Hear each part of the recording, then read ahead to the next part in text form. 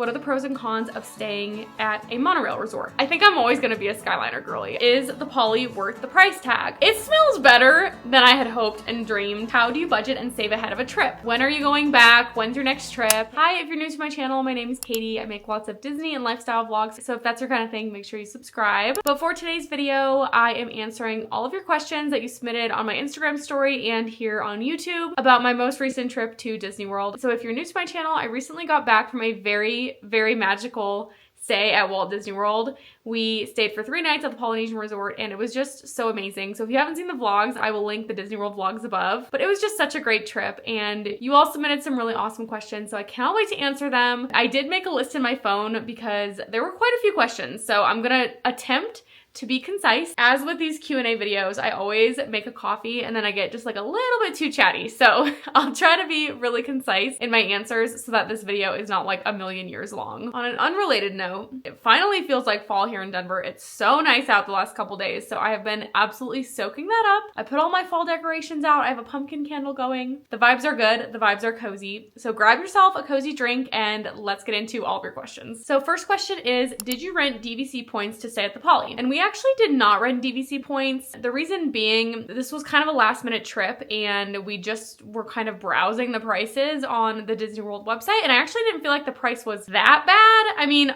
it's the Polynesian, so of course it's expensive, but compared to what I've seen on other dates, I didn't feel like the price was that bad. The thing about DVC points too is that you have to kind of plan ahead if you want specific dates. I could only get these specific dates off of work, so DVC is not as flexible like that, or you can't really book things last minute. You can do confirmed reservations, meaning it's a set number of days on these dates and you can't really adjust them. So there was nothing available. I did look through DVC, different DVC websites to see if there was anything, but there wasn't anything available. And we just didn't feel like the price was that bad, so we ended up booking directly through Disney. The rooms you get for DVC rooms are different than the regular hotel rooms, so I do want to throw that out there. So because we got this Moana room, it means that we booked a regular hotel room through Disney. So that is one way you can always tell if someone has rented DVC points. Basically, if they're in a DVC room, which looks a little bit different than this one, but the Moana rooms are direct through Disney regular hotel rooms. Someone asked, did you feel like you missed out on anything by doing a shorter trip at a nicer resort? So if you didn't see the vlogs, basically we did only 3 nights. So we decided to do a shorter trip so that we could stay at a little bit nicer resort. That was kind of the trade-off that we decided was worth it for us. We might have done a longer trip if we hadn't decided to stay at the Polynesian, but no, I actually don't feel like we missed out on anything. So just to quickly recap the plans of our trip. So we had our travel day, we took the earliest flight, got to the Polynesian around 1, and then we checked into our room. And then we went to Mickey's Not So Scary Halloween Party. The second day, we did a whole morning at the Polynesian. We were there until like 5 p.m. And then we went to Hollywood Studios for the evening. On the next day, we did a morning in Epcot and spent the whole evening at the Polynesian. And then on the last day, we did the morning in Animal Kingdom, spent quite a few hours at the pool at the Polynesian, and then we went home. So I really feel like we got to spend a lot of time at the Poly. I think if it hadn't been so hot, maybe we would have felt like we were missing out on things to do in the parks. But because it was so hot, we really only had a few hours in the parks before we were like, we have got to get out of here. So it actually ended up working out perfectly, especially if you're wanting to do like a slower trip. Summer is a great time to do that because it's so hot in the parks. You're not gonna be able to spend morning till night in the parks anyway. So it's a good time to splurge on a nicer resort and maybe a shorter trip because it is very hot, obviously in the summer in Florida. So I don't feel like we missed out on anything, but I also feel like those factors definitely played a part in feeling like it was kind of the perfect trip. Someone asked, I'm staying at the Polynesian soon. I was wondering if you could talk about how staying at a deluxe resort is better or worse than staying at a value resort. I think kind of going with what I just talked about, I think that when you stay at a deluxe resort, you have a lot more pressure to be like, we have to go back to the resort or we have to spend more time at the resort. And that can be really hard at Disney because there's so much stuff to do in the parks. And us as a family, we like to spend a lot of time in the parks normally. So that's why this trip was so different for us, but really refreshing. So that's definitely, I think, something that you have to consider when you're deciding how much money you want to spend on your resort is, are you even going to spend time there? If we're going on a trip where we're going to spend like almost all of our time in the parks, we like to stay at a cheaper cheaper resort like Pop Century because you have Skyliner access, it's easy to get to the parks, and then you don't feel pressured to go back to your resort and spend time at the resort because there's just only so many hours in the day, especially at Disney. So I feel like if you're someone who wants to spend more time at the resort, if you spend your money on the resort, then you're like, well, I spent so much money on the resort, I want to go back to the resort. So I think that it kind of depends on what kind of trip you're wanting to have. I think if you're going to be in the parks all day long, there is no point in paying for a deluxe resort, in my personal opinion. The pros and cons with the transportation sometimes don't really apply anymore because you have the Skyliner that goes to Pop Century and Art of Animation. In the past, it was like, oh, well, the monorail resorts are the best because you have the monorail, but now you have the Skyliner. So I feel like that kind of evens itself out. So I really just think it depends on what kind of trip you're wanting to have. And if you want to spend a lot of time at the resort, I do think it could be worth it to splurge on a better resort. Someone asked, what are the pros and cons of staying at a monorail resort? I would say the pros are that you get to take the monorail. It's fun. It's cute. It's so 1970s Disney vibe in a good way. I think it's really fun to take the monorail. You can do monorail hopping. So not just taking it to Magic Kingdom and then taking it to Epcot, but you can also hop around very easily to the other monorail resorts, which is really fun. I would say the con to the monorail is that it takes a while. So when you're trying to get somewhere in a timely manner, it's not the quickest way of transportation. I actually feel like the Skyliner is a little bit quicker because it doesn't really stop and it's kind of a continuous motion and it very rarely stops. Whereas the monorail, it stops for a good amount of time at each resort to allow people on and off. So I don't think it's the quickest transportation way, but I do think it's really fun. I think it's such a vibe. And honestly, anytime you don't have to take a bus at Disney and you can take something else like the monorail or the Skyliner, I think that's always a huge perk to a resort. The other con to staying on a monorail resort is that I do feel like they get busier because people are hopping from Magic Kingdom and they're gonna come have dinner at the Polynesian or they're gonna come do a little monorail loop. And I feel like the monorail loop is so iconic that people do like to visit those resorts. So I do feel like when it's your home resort, it can be, for lack of a better word, like kind of annoying when there's like all these crowds at your resort, especially on like a weekend day or when you're trying to do something and there's all these people there. It can definitely get crowded. So I would say that's another con of the monorail resort is that they're so iconic that everyone wants to visit. Similar question, someone said, transportation wise, Poly with the monorail or a Skyliner resort. I feel like this is like comparing apples to oranges because they are so different. So first of all, the Polynesian is iconic. I absolutely loved it. It's definitely one of my favorite resorts I've ever stayed at and I definitely want to stay there again. So when you take all of that out of the equation of how much I love the resort itself and we're just comparing transportation of the monorail and the Skyliner, I do always prefer the Skyliner. I think, like I said, it's faster. I also feel like you almost always get your own car if it's not crowded, and if it is crowded, you get maybe placed with like one or two other families, and a lot of times like people strike up a conversation. The vibes are so good on the Skyliner. I love it. It's really peaceful. When you're up in the air, it's really quiet. The monorail is definitely more busy and there's like tons of other families in there. It tends to get more crowded. It also, in like the least rude way possible, smells like a horse barn, and I'm a horse girl, so I feel like I can say that. I don't know why. I have no idea, but it has a very distinct smell. And I feel like the Skyliner doesn't have that. So I would definitely still choose a Skyliner resort if we're just talking about transportation. I think I'm always gonna be a Skyliner girly. I love the Skyliner. Someone asked, how was the bus transportation to Hollywood Studios and Animal Kingdom? So the monorail only goes to Magic Kingdom and Epcot, meaning you have to take a bus from the Polynesian to the other two parks. And one thing that kind of surprised us was how long it took, because the bus comes to the Polynesian, picks people up, and then it goes to the Grand Floridian, which is pretty close by, but it takes a long time for the bus to get from your resort to their resort before you even take off to the parks. So I didn't feel like the buses were very crowded. Not like when you're going to and from Pop Century, there's just way more people. But that was something that kind of surprised us, was that it doesn't go straight from the Polynesian. It stops at the Grand Floridian first. But other than that, the bus transportation is totally fine. And we like not having to drive around. So we appreciate that there are buses that can take you around because we don't want to have to drive. Someone asked, is French Quarter still your favorite after staying at the Polynesian? This one's really hard. We were actually talking about this on our trip when we were at the Polynesian pool, and it's just tough because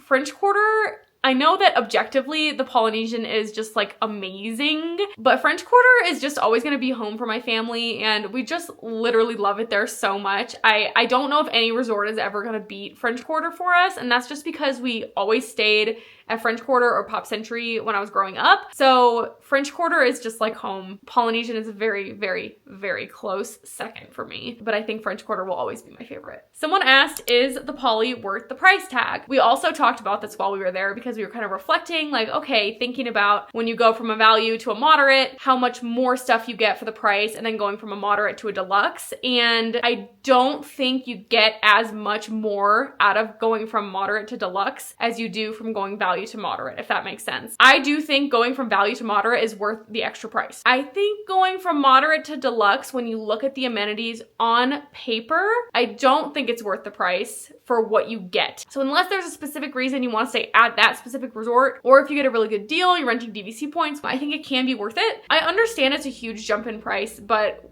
it's about the vibes. I don't know how to describe it, but we'll definitely want to stay there again. Someone asked, did the Polynesian ever seem overcrowded as a monorail resort? Were there a lot of guests not staying there, walking around and dining? Yes and no. I think the busiest time was probably Saturday night when we were there, but we spent most of Saturday night at Hollywood Studios, so I don't think we really got to experience the full how crazy it can get in the Polynesian lobby. One nice thing about the Polynesian is that you do need a magic band to scan into the pool, so a lot of these people that are coming and dining, they're kind of hanging out in the lobby, so they're not gonna be like all over the resort. They're pretty much just gonna be in the lobby. But yes, it definitely did get more crowded, and we stayed there from Friday to Monday, so it was like right smack dab in a weekend, and it definitely got a little bit crowded during the evenings on Saturday and Sunday. It wasn't like a big problem or anything like that, but it does definitely get more crowded on the weekends. The time of year that we went, it wasn't that crowded. I can imagine that different times of year, it would get absolutely bananas in there, so I can definitely see that potentially being a problem if you're staying there over Christmas or that week between Christmas and New Year's. One time we went to Disney World that week and it was madness. So yeah, I do think it can be a problem, but it wasn't really for us. Someone asked, this one made me laugh. Did the Poly smell as good as you had hoped? It smells better than I had hoped and dreamed. It's hard because I actually really loved the way the boardwalk smelled, but I think because I didn't love the boardwalk as much as I loved the Poly, like we would walk into the lobby and the smell would hit you and it's just like, ugh. The way I described the smell of the Poly lobby in the vlogs was, it smells like a Disney resort mixed with a pineapple mixed with a tiki torch in the best way possible. I am gonna go on and order a Polynesian scented candle because it was just amazing. And I think when you love the resort so much, that smell makes you feel so much more at home. So yes, it definitely smelled as good and better than I had hoped. Someone asked, if you could stay at the Poly again, would you stay there longer than 3 days? Yes. I would love to stay at the Polynesian for 8 nights or however many nights, but ultimately, if the two options were to not stay at the Poly and stay an extra 1 or 2 nights, or to stay at the Poly and stay less nights, I don't regret our decision, and I think it was a great choice because we wouldn't have stayed there otherwise. And I think sometimes it's worth a sacrifice of 1 or 2 days, especially like I said, because it was so hot. I think that definitely helped feel like we got the most out of our stay. We didn't feel like we were missing out on anything, and we didn't really wish we had stayed longer. We did get really sad on the day we checked out, but I don't think 1 extra day would have made us any less sad. We just loved staying there so much. I think we would have been sad regardless. So of course I'd love to do a longer stay at the Poly, but I definitely don't regret doing the shorter stay. And I do think it's a really good option if you're like, I really want to stay there, I can't spend that much money. Definitely consider doing a short weekend trip and splurging on the hotel and spending a lot of time at the hotel. You can also kind of get away with doing less park days or cheaper tickets, which is what we ended up doing. We did the 3-day $89 per day ticket. Definitely worth the sacrifices that we made to stay at the Poly. Someone asked, what tips would you give people going back to Disney World for the first time in a while? Someone else asked a very similar question and said, Disney for beginners. I think these are 2 very similar questions because if you haven't been to Disney since probably 2020, everything is going to be different. So I think that you have to go in with an open mind and just do lots and lots of research. If you feel like you have no idea what you're doing, feel free to book through a travel agent. I did it the first time. I went back in 2021. I hadn't been in 10 years and I felt like I had no idea what I was doing. So I did decide to use a travel agent, and it's free to you. It doesn't cost any money. So I just went online and I looked up like Disney travel agents, and I found one that I liked and I booked through her, and she was able to definitely help me when I had questions about like different restaurants and, hey, is this restaurant still doing this thing? And she's like, no, they don't do that anymore, you know, so stuff that was like very specific and hard to find online myself, she was able to help me with. So definitely recommend booking through a travel agent, or go with someone who knows what they're doing, who can help you out. That definitely helps too. Like if you have a friend who wants to bring you along, that can definitely help ease you into it. But yes, just do a lot of research and you got this. You're gonna have so much fun. Someone asked, have you ever stayed off property? Thoughts? I don't stay off property. I guess technically I stayed off property twice. Once I went with my school to Disney World and we actually marched in the marching band down Main Street, which was really fun and definitely a formative experience for the Disney loving girl in me. I guess technically we stayed off property, but that was kind of different because we had like buses that were shuttling us back and forth, like the whole group. So the other time I stayed off property was for my grandparents' 50th wedding anniversary. My grandparents wanted to take us all down to Disney World. We ended up renting a house with a pool off property, which was actually really nice to have. I think there is definitely a benefit if you have a large group of people who can split up a house. We all drove down there, so we had cars to drive, but if you're thinking about staying off property at a hotel off property, you have to consider that your transportation is not included, so you're gonna have to pay extra to rent a car, especially if you're flying in. So when you calculate all those costs and the conveniences of staying on property, I always decide to stay on property. I also just feel more comfortable with it. I know how it works, and it's just a lot easier because that's what we're used to. So I would rather stay at All Stars than go stay at a nicer place off property and have to coordinate all my transportation and things like that. I know that I'm sure there's other benefits that I'm not really thinking of, but personally, I like to stay on property. Someone asked, how was your experience with the new Fastpasses? What is your take on them? I feel like I can't really speak to this too much because we didn't take full advantage of the Fastpasses. For example, you can book 3 ahead of time. If you're staying on Disney property, it's 1 week before your trip starts. You can book all your Fastpasses. During your park day, once you scan into one, you can book another one. And we didn't really get to take advantage of that because we only used it in Hollywood Studios in the evening. I don't really feel like I can speak on it too much. My friend Casey did a full video about the Fastpasses. I will link that in the description for you. I feel like she explained it a lot better than I can because I didn't really get a chance to use it. We did also buy some individual lightning lanes single pass. They're not called individual lightning lanes anymore. We did get some single passes. We were running late to our Hollywood Studios evening, so I went on at 5:30 and I was able to modify our single pass for Rise of the Resistance to 6 p.m. So it does seem like there's a lot of availability, and honestly every time after 6 p.m. was available. So you can definitely make adjustments as you go. It was super easy. We had really no hiccups, but at the same time, I don't really feel like I can speak on it as much. So I'll link Casey's video in the description. She did a really good job of explaining how everything worked and how it worked for them, and she seemed to have some pretty positive thoughts about it. If you have an upcoming trip, I would recommend you check out her video because I just feel like I can't really give the best tips. Someone asked, have you or would you ever do the Disney dining plan? We have done the Disney dining plan like a long time ago when I was a child. I feel like the way they do the dining plan now, I don't feel like it's as easy to get your money's worth. I think it's a great option if you don't want to have to think about or budget about how much it's going to cost for you to eat while you're there and you want to kind of prepay for it. And honestly, I don't think I would get my money's worth. We end up splitting a lot of things and we also just do a lot of snacking. So I just don't think it'd be worth it for us. We also don't do a lot of sit-down meals. Maybe if you were doing a lot of sit-down meals, it might be worth it to get that dining plan. But I do feel like it is a good option if you're wanting to kind of prepay and know what to expect. It also just requires a little bit more research on your part to make sure that you're using all your credits correctly and that you're getting your money's worth basically. So I prefer to just load some money on a gift card and use that to pay for all my food while I'm there. Someone asked, how do you budget and save ahead of a trip? So I love that when you book a trip through Disney, and they're smart for this,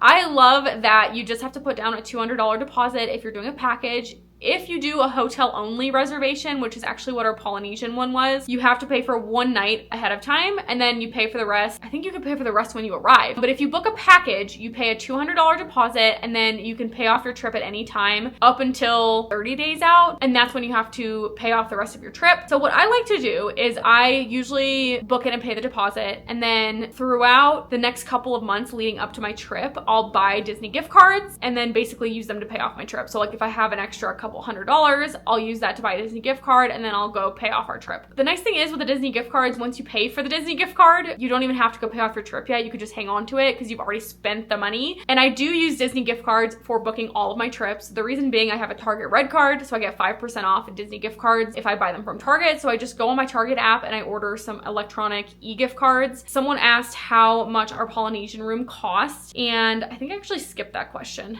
And it was $631 a night. But then if you multiply that by 95%, because we got 5% off, it was $600 a night. But it does bring the price down a little bit, especially when you're paying off these like huge packages. We always account for the 5% off we're gonna get with Disney gift cards, and we pay our entire trip with Disney gift cards, and that definitely helps.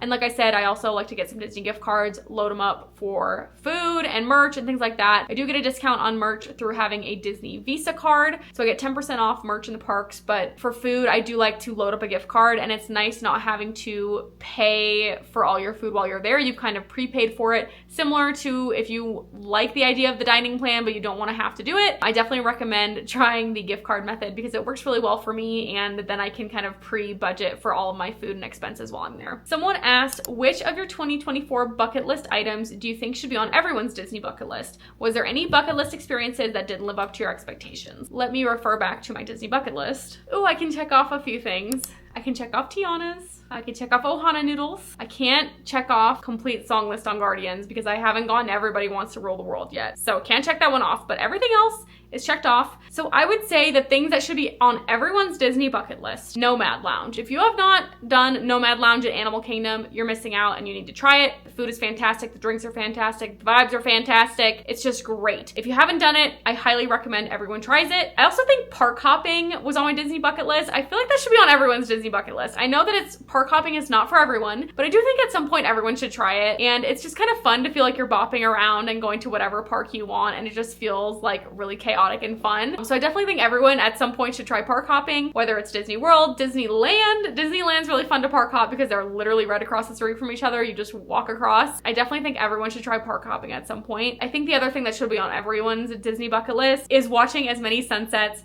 from resorts, Main Street, Epcot, all the parks as possible. I think that that's one thing that sometimes we all forget to do at Disney is slow down and just enjoy the moment. So if you can't stop and enjoy the sunset during your crazy park day, or take a moment in the morning, watch the sunrise. I did that on my last day. I got up really early and I made some coffee and I sat out on our Polynesian balcony one last time and watched the sunrise, and it was so, so nice. So if you can take a moment and kind of slow down to actually enjoy yourself and relax a little bit at Disney, it's always a win. So I think that should also be on everyone's Disney bucket list. And then the other part of that question was there anything that didn't live up to your expectations? Honestly, I would say no. Every single thing on this bucket list was so worth the wait, worth the hype. Thoroughly enjoyed every single thing on this list that I got to check off. Some highlights for me were definitely Tiana's, park hopping, Flower and Garden, and Violet Lemonade.